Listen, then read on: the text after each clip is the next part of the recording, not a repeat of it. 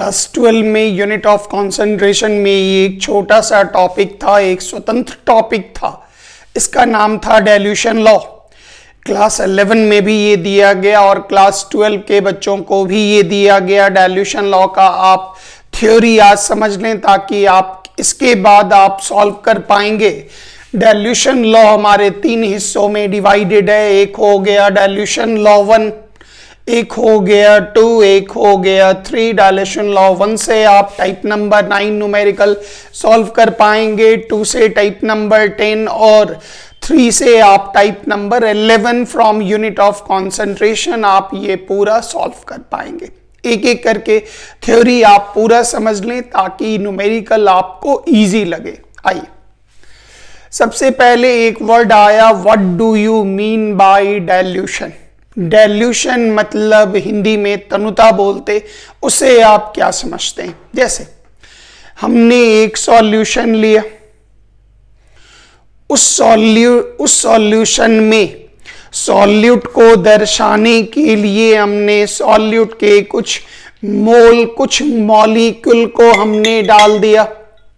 ध्यान दीजिएगा, मतलब समझ लीजिए हमने एक गिलास पानी लिया, थोड़ा सा चीनी डाल के मिला दिया, शरबत बन के तैयार हो गया। तो किसी भी सॉल्यूशन में जैसे ही आप सॉल्वेंट डालते हैं, सॉल्वेंट मिलाते हैं, तो उस प्रक्रिया को, उस प्रोसेस को हम लोग नाम देते डाइल्यूशन। तो डाइल्यूशन वह प्रोसेस है जिसमें किसी भी सॉल्यूशन में सॉल्वेंट मिलाते हैं, घोलक मिलाते, उस प्रोसेस को नाम देते डाइल्यूशन। टर्म ध्यान दीजिएगा, वेरी इंपॉर्टेंट। डाइल्यूशन के कारण क्या होता तो आप ध्यान दीजिए। मान लेते हैं ये एक शरबत है और उस शरबत में जैसे ही आप और पानी मिलाएंगे तो उस शरबत का गाढ़ापन जो होगा वो कम होगा, शरबत धीरे धीरे फीका होता जाएगा, पतला होता जाएगा। गाढ़ापन के लिए वर्ड हम लोग यूज करेंगे कॉन्सेंट्रेशन। तो कॉन्सेंट्रेशन और डाइल्यूशन दोनों अपोजिट है, विपरीत है। जब डाइल्यूशन करेंगे तो उसका गाढ़ापन, उसका कॉन्सेंट्रेशन कम होगा और वॉल्यूम जो होगा, याद कीजिए, वो वॉल्यूम का मान बढ़ता चला जाएगा। तो यहां से एक थ्योरी, एक रिजल्ट आपके लिए ये निकला। जैसे यहां पर हमने एक बीकर लिया, उस बीकर में हमने सॉल्यूशन यूज किया, एक सॉल्यूशन लिया। अब जैसे ही हमने इसमें सॉल्वेंट ऐड किया, तो गौर करें, सॉल्वेंट ऐड करते के साथ इसमें जो वॉल्यूम होगा वो बढ़ेगा, लेकिन जो कॉन्सेंट्रेशन होगा, मोलैरिटी होगी या नॉर्मलिटी होगी, वो कम होती चली जाएगी। इसका मतलब हो गया, आप यहां से कह सकते volume is inversely proportional to molarity या नॉर्मलिटी, क्योंकि ये दो टर्म याद कीजिए, वॉल्यूम पर आधारित है, ये मास पर तो नहीं आधारित है, वॉल्यूम पर आधारित है। तो यहां से आप कह सकते द वॉल्यूम, या इसको उल्टा भी लिख सकते, the molarity of solution is inversely proportional to volume. जैसे जैसे आप वाटर मिलाते जाएंगे, ऑटोमेटिक है वॉल्यूम बढ़ता जाएगा। जैसे ही वॉल्यूम बढ़ेगा तो उसका गाढ़ापन, कॉन्सेंट्रेशन, मोलैरिटी, नॉर्मलिटी, वो सब क्या होगा, डिक्रीज होता जाएगा, घटता चला जाएगा। पॉइंट आइए। तो फर्स्ट मिला, डिफिनिट टेम्परेचर पर किसी भी सॉल्यूशन की मोलैरिटी और नॉर्मलिटी उसके वॉल्यूम का इनवर्सली प्रोपोर्शनल टू डाइल्यूशन, मतलब वो जो वॉल्यूम होता वो वॉल्यूम का इनवर्सली, डाइल्यूशन के कारण क्या होता, वॉल्यूम बढ़ता है, तो वॉल्यूम का इनवर्सली प्रोपोर्शनल होता है, उल्टा होता है। जैसे जैसे डाइल्यूशन आपका बढ़ता चला जाएगा, मतलब जैसे जैसे घोल पतला होता जाएगा, जैसे जैसे वॉल्यूम बढ़ता जाएगा उसकी मोलरिटी डिक्रीज करेगी। मतलब यहां डाइल्यूशन को हम डिफाइन कर दें, इस जगह पर इसको हम डिफाइन कर दें वॉल्यूम से, वो आपको ज्यादा अच्छा समझ में आएगा। वॉल्यूम से यहां भी इस डाइल्यूशन के जगह पर हम लोग लिख दें आयतन वॉल्यूम, तो यहां से रिजल्ट आपका ये मिला। गौर करिएगा, रिजल्ट देखते चलिएगा। V is inversely proportional to M।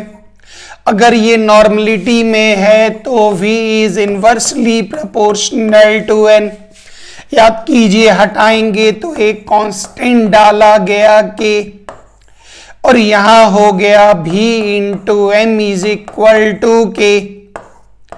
तो थ्योरी मिला, जो किसी भी सॉल्यूशन के वॉल्यूम और उसके मोलरिटी का जो प्रोडक्ट होता वो कांस्टेंट होता है, डेफिनिट होता है। फिर इस जगह पे आ जाइए, same V is equal to K into 1/N, V into N is equal to K, और इसका मतलब वॉल्यूम और नॉर्मलिटी का भी जो प्रोडक्ट होगा वो कांस्टेंट होगा। अब इस जगह पर जरा रिलेशन निकालें जो आप पहले से जानते हैं। याद कीजिए मोलरिटी, इसके लिए तो अभी हम कैपिटल M लिख कर दे रहे, is equal to mass of solute by molecular mass of solute into 1 volume of solution. किस चीज में? लीटर में। ml देंगे तो यहां 1000 कर दीजिएगा, कोई दिक्कत नहीं। अब मास बाई मॉलिक्यूलर मास, तो मोलरिटी के लिए कैपिटल M ही रख रहे। Given mass by molecular number of mole of solute, इस जगह पर हम क्या डाल दें? Volume of solution. अगर ml में लेंगे तो यहाँ 1000 होगा, तो 1000 से आप यहाँ पर आराम से आप डिवाइड मार दी, इस जगह पर मल्टीप्लाई मार दीजिएगा 1000, ये यहाँ चला जाएगा। तो ये ml में होने के बाद इसका मतलब जब कभी भी हम V इंटू M लिख रहे या जब कभी भी हम V इंटू N लिखेंगे तो हम V इंटू M का काम कर देते, फिर N भी समझा देते। तो V इंटू M का मतलब ये क्या हो गया? Number of mole of solute. कहने का मकसद क्या हुआ? ध्यान दीजिएगा, अगर किसी बर्तन में, जैसे हमने एक बर्तन लिया, उस बर्तन में हमने सॉल्यूट का 2 मोल, आप मान लीजिए 2 मोल्स हमने इसमें डाल दिया।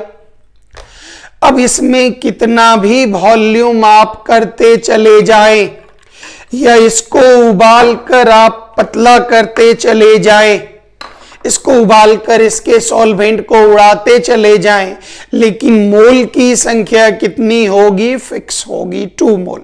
इस एग्जाम्पल के लिए 2 मोल। इसका मतलब इसमें और कितना भी पानी डालते जाइएगा, सॉल्यूट का जो मोल रहेगा वो 2 मोल ही यहां मौजूद है। तो ये जो कांस्टेंट हम दिखा रहे सब जगह, ये कांस्टेंट क्या बताता? ये बताता मोल ऑफ सॉल्यूट को बताता है। तो जब आप सॉल्वेंट ही डालेंगे, सॉल्वेंट ही उड़ा देंगे, तो ऑटोमेटिक है जो मोल की संख्या होगी वो उतनी ही रहेगी, वो परिवर्तित नहीं होगी। तो यहां से आपका एक टुकड़ा कंप्लीट हो गया। याद कीजिए, V is inversely proportional to M is equal to this into this into this. PDF में आपको मिल जाएगा कंप्लीटेड। नेक्स्ट आइए, इसी हिस्से को जरा हम ऐसे निकाल लें तो ताकि आपको ये चीजें और बेहतर तरीके से समझ में आ जाएंगी, जिनका ऑलरेडी PDF बना हुआ। मान लेते हैं ये है इनिशियल स्टेट, प्रारंभिक अवस्था। एकदम ध्यान से सीखेंगे क्योंकि ये क्लियर हो गया तो टाइप नंबर 9 न्यूमेरिकल आपका कंप्लीट हो गया। एकदम इसी फिगर को अनुवाद कर देना, ट्रांसलेट कर देना है। मान लेते हैं ये हमने एक कंटेनर, एक बर्तन लिया, उस बर्तन में हमने सॉल्यूशन लिया, कोई भी सॉल्यूशन, एसिड, बेस, सॉल्ट, कुछ भी लिया। V1 is equal to initial volume, V1 is the initial volume,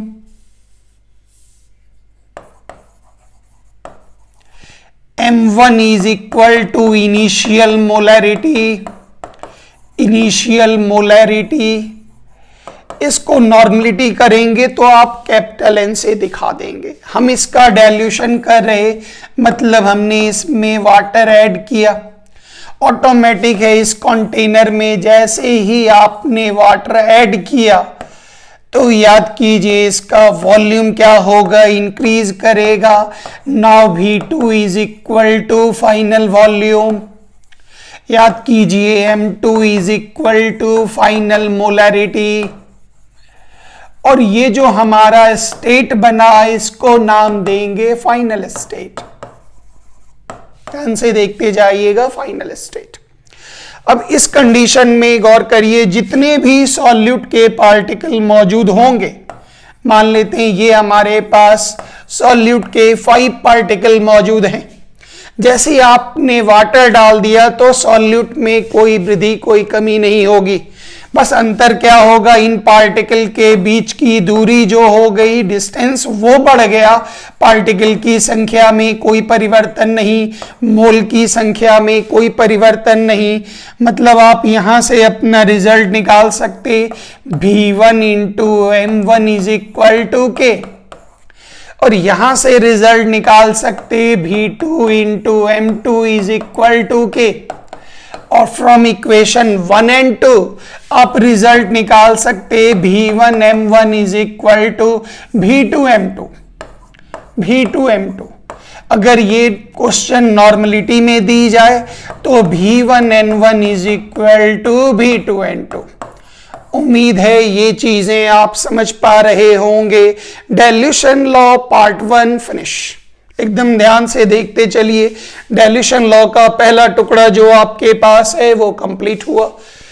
V1 M1 is a constant, V2 M2 constant. ये कांस्टेंट बताता है कितना मोल है। V1 M1 is equal to V2 M2 या V1 N1 is equal to V2 N2। उम्मीद है ये part आप अच्छे से समझ पा रहे होंगे। आइए अब हम डाइल्यूशन लॉ 2 पर चलते हैं। एक ही क्लास में आप तीनों थ्योरी समझ लेंगे, वेरी ऑर्डिनरी। इसमें कहा गया mixing of similar nature solution, मतलब एसिड, अलग अलग एसिड को ही आप मिला दीजिए या अलग अलग बेस को ही, अल्कली को ही आप मिला दीजिए। एसिड और बेस को नहीं मिलाना है। एसिड में एसिड ही मिलाइएगा, सॉल्वेंट डाल सकते हैं ऊपर से। बेस में बेस ही मिलाइएगा, ऊपर से सॉल्वेंट डाल सकते, या गर्म करके सॉल्वेंट उड़ा सकते, वो चलेगा। लेकिन एसिड और बेस को मिक्स करना, ये हमारे न्यूमेरिकल का टाइप नंबर 3। तो आइए जरा इस हिस्से पर काम कर लें। तो सबसे पहले आप इस जगह पर समझें, ध्यान से सीखिएगा। थ्योरी खाली सीख लीजिए तुरंत। हमने एक बर्तन लिया, उसमें हमने लिया एसिड 1, ये है हमने लिया एसिड 1। और से देखते जाइएगा। हमने एक दूसरा कंटेनर लिया, ये हो गया, वॉल्यूम इक्वल हो, ज्यादा हो, कम हो, कोई टेंशन नहीं। हमने ये दूसरा बर्तन लिया। अब इस जगह पर आप ऐसे समझें, ये पूरी जानकारी आप ऐसे लें। हमने एक बर्तन लिया है जिसमें एसिड के 2 मोल्स मौजूद हैं। आप इनको चेक भी कर सकते हैं।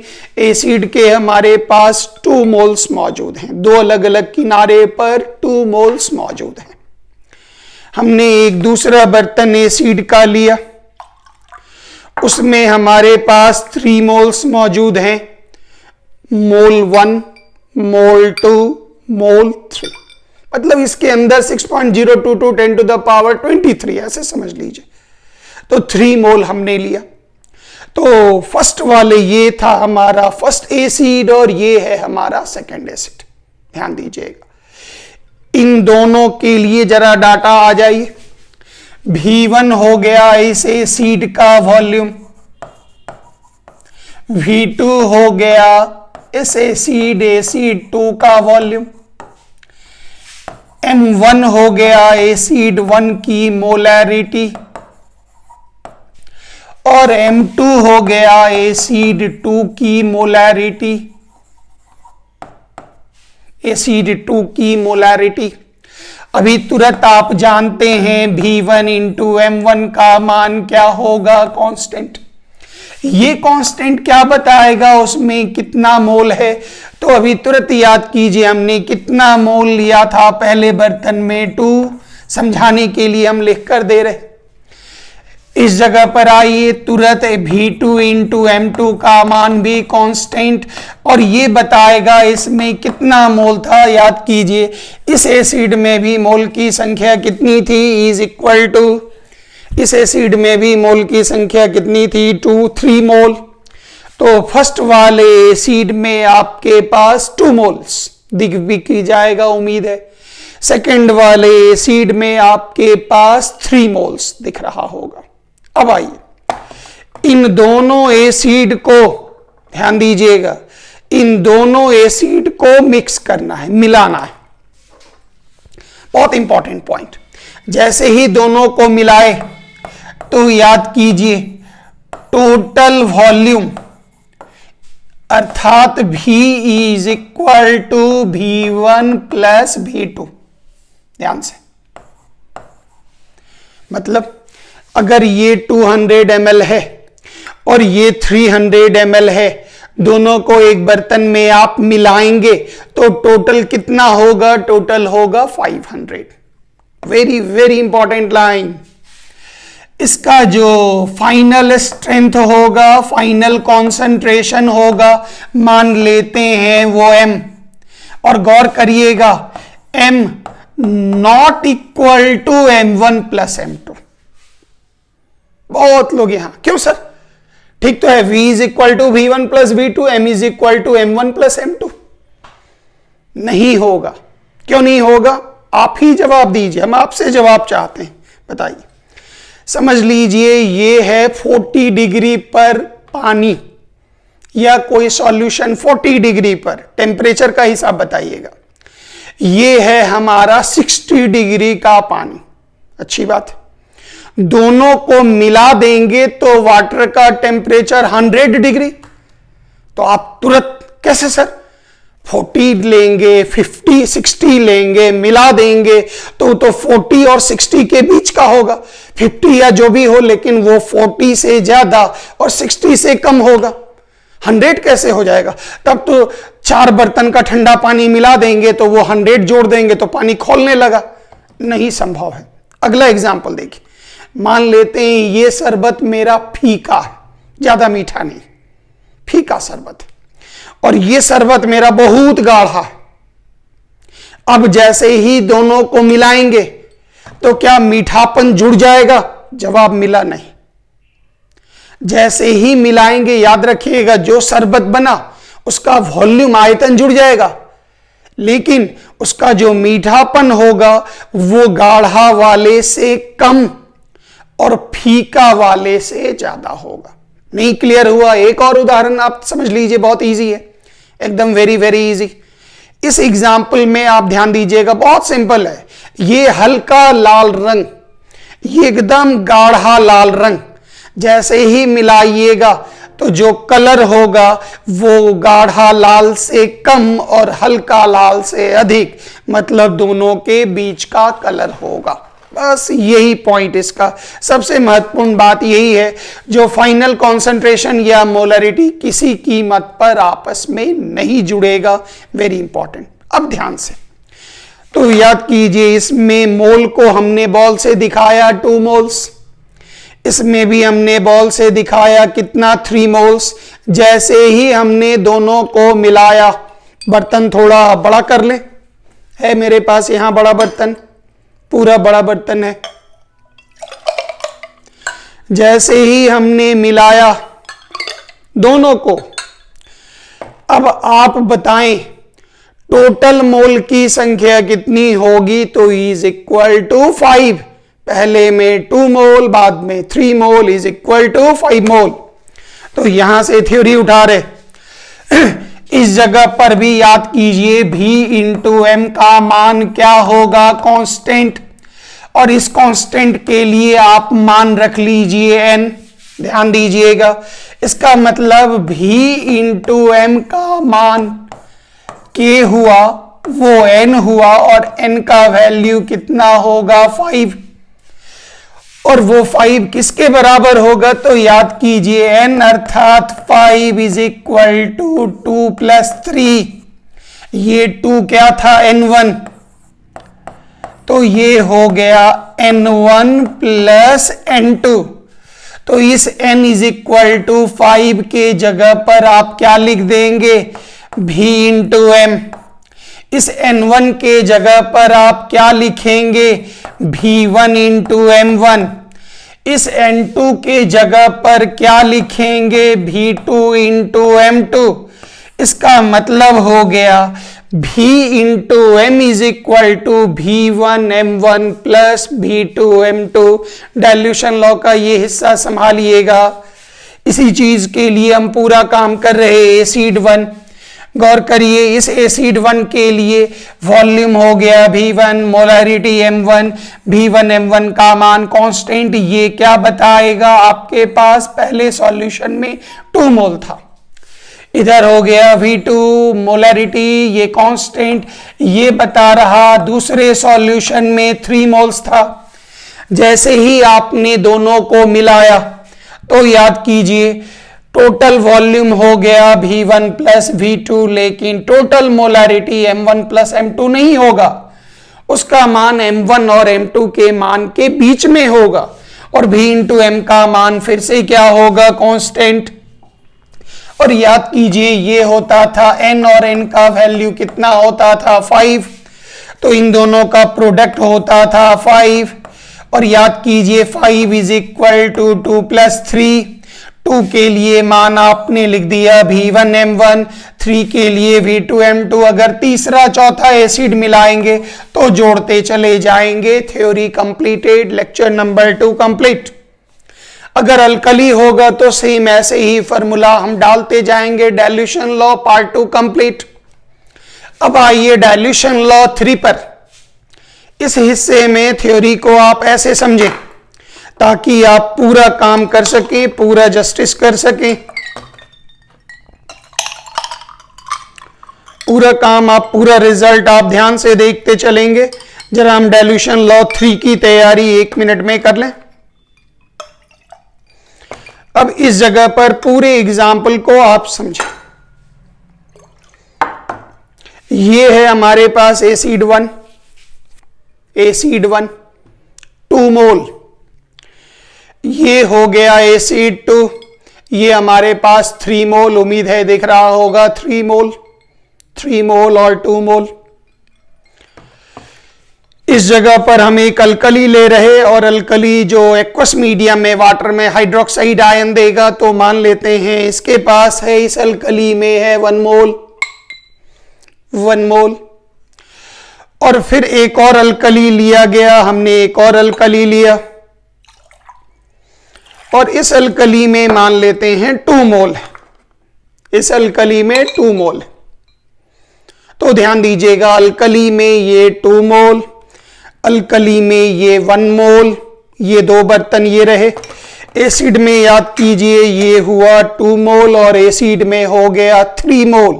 ध्यान देते चलेंगे कृपया। अब ये मोल सिंप्लीफाई करने के लिए हमने आपको बता दिया जो हम मोल क्यों ले रहे। आइए इस जगह पर आप पूरा काम देखें। एक बार थ्योरी समझ में आ गया तो मेरे ख्याल से न्यूमेरिकल बताना भी नहीं पड़ेगा, न्यूमेरिकल आप खुद बना लेंगे। और हम एग्जाम्पल के लिए, ये सब जो क्लासेस है केमिस्ट्री में, ये एक्स्ट्रा क्लास है। केमिस्ट्री यही है, आप चाहें तो कम करके निकल सकते, लेकिन अगर आप सीखना चाहें तो हम आपको एक एक्स्ट्रा वीडियो का एक ग्रुप बना देंगे जिसमें आप चीजों को सीखें। नहीं तो हड़बड़ी करेंगे तो वो चीज बिना सीखे जल्दी जल्दी भागना पड़ेगा, जो काम हम ये नहीं करते। हम एक्स्ट्रा वीडियो का बॉक्स बना के डाल देंगे, आपका मन होगा देखिए, नहीं मन होगा नहीं देखिए। अभी भी यूनिट ऑफ कंसंट्रेशन में 4 टाइप का न्यूमेरिकल और है, तो इसलिए सब हम आपको सिखा रहे हैं, आप सीखें। जिसको न्यूमेरिकल डिफिकल्ट लगता है कम कर लेना बाबू, उतना एग्जाम में नहीं आता, एग्जाम में बहुत कम न्यूमेरिकल आता है। गौर करें, एसिड 1 का वॉल्यूम हो गया V1, अच्छी बात। एसिड 1 की मोलैरिटी हो गई M1, और अभी तुरंत आपको पता है V1 इंटू M1 कांस्टेंट होगा, और ये बताएगा कितना मोल आपके पास है, 2 मोल आपके पास। और एसिड क्या देता है H+, चाहे दुनिया का कोई भी एसिड हो, V2 is equal to volume, यहां पर M2 is equal to molarity, और याद करें V2 into M2 is equal to एक कांस्टेंट, और ये बता रहा जो भाई आपके पास 3 मोल था। इसका मतलब आप एक बर्तन में दोनों एसिड को भी मिलाए, अल्कली को भी, चारों को एक ही बर्तन में मिला दिए। यही तो हमारा न्यूमेरिकल है। दोनों एसिड को मिला दिया तो एसिड का फाइनल कॉन्सेंट्रेशन, फाइनल मात्रा कितनी हो गई, तो याद कीजिए V1M1 प्लस V2M2। उम्मीद है समझ पा रहे होंगे। डाइल्यूशन लॉ 2 में हमने इसको प्रूफ कर दिया। टोटल जो एसिड होगा वो V1M1 प्लस V2M2 होगा। ये बताएगा जो इसमें कितना H+ आयन बाहर निकला। अल्कली आइए मान लेते हैं, अल्कली का वॉल्यूम V3 और अल्कली की molarity is equal to M3। याद कीजिए ये V3 इंटू M3 भी एक कांस्टेंट होगा, इसका मान N3 मान लेते, ये बताता कितना OH- है। और याद कीजिए अभी तुरंत बताए OH- की संख्या कितनी हुई, 1। फिर आइए इस जगह पर V4 हो गया वॉल्यूम, इस जगह पर M4, ये क्या हो गया, ये हो गया मोलैरिटी। और याद कीजिए V4 इंटू M4 बराबर फिर एक कांस्टेंट होगा, और इस कांस्टेंट का मान कितना, तो अभी तुरंत मिला, इसमें 2 था और इसमें 1 था, तो ये हो गया 2। अब यहां पे आइए, जो अल्कली है, जो सॉल्युबल बेस होता है उसको अल्कली कहते हैं। जो भी अल्कली हो गया याद कीजिए उसका फाइनल कॉन्सेंट्रेशन, फाइनल मात्रा कितनी हुई, तो V3M3 प्लस V4M4, क्योंकि ये बताएगा जो आपके पास कितना मोल था, क्योंकि इसकी कैटेगरी अलग है, ये क्या देता है H+, और इसकी कैटेगरी अलग है, ये क्या देगा OH-, और इसकी संख्या कितनी थी, तो याद होगा ये होता था 1 + 3 is equal to 1 + 2 is equal to 3। ये हो गया, 2 डिपार्टमेंट में बट गया। लेकिन जैसे ही आपने बर्तन मिलाया, ये हमारा खाली बर्तन, उसमें हमने एसिड दिया 1, जिसमें याद कीजिए 2 मोल, फिर हमने एसिड दिया 2, इसमें याद कीजिए 3 मोल, फिर हमने बेस दिया, इसमें कितना 1 मोल, फिर हमने फिर से एक बेस दिया, इसमें कितना 2 मोल, पूरा मिला दिया। अब गौर करिएगा, very very important, total volume कितना होगा, तो यहां पर हम लिख दें, उम्मीद है दिख जाएगा आपको।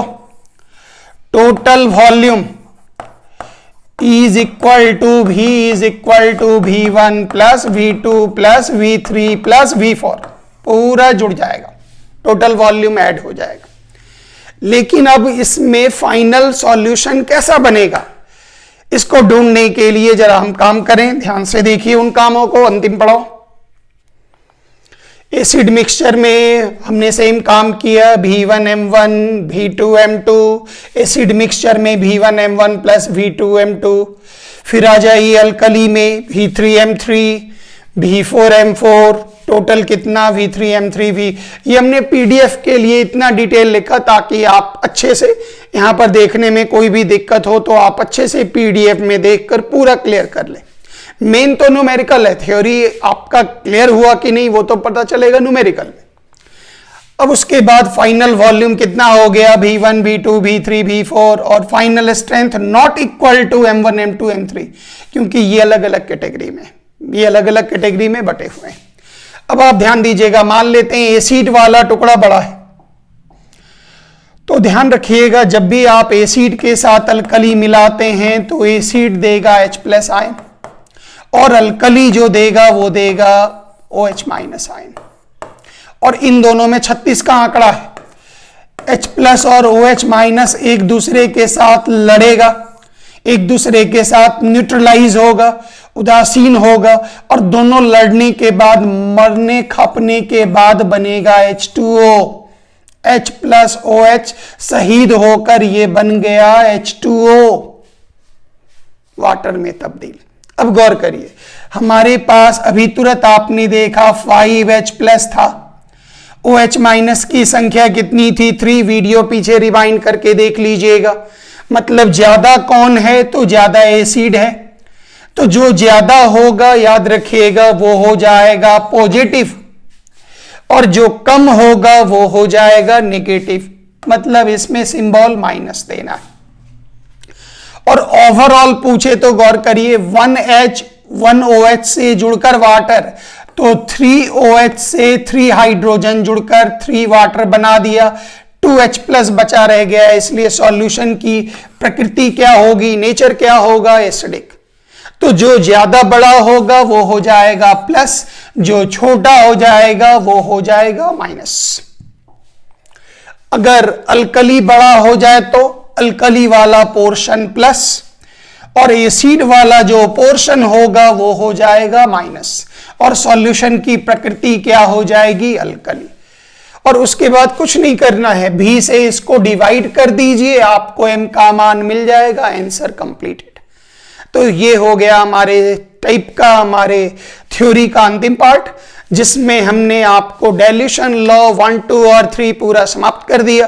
तीनों का न्यूमेरिकल हम अलग अलग बना करके आपको टॉप अप कर देंगे अलग से। इन सबों की गिनती मेरे लिस्ट में नहीं है, जो पढ़ने वाले बच्चे हैं जितना ज्यादा बनाना चाहें बनाएं, भारी लगता हो तो एक क्वेश्चन समझ के छोड़ दीजिए, कोई दिक्कत वाली बात नहीं है। न्यूमेरिकल का टॉपिक है, न्यूमेरिकल हम बताएंगे, आपको कम बनाना हो वो आपकी मर्जी। थ्योरी को ठीक रखिएगा, थ्योरी में डिफिनेशन वगैरह बच्चा सवाल आता। थैंक यू वेरी मच, जय हिंद।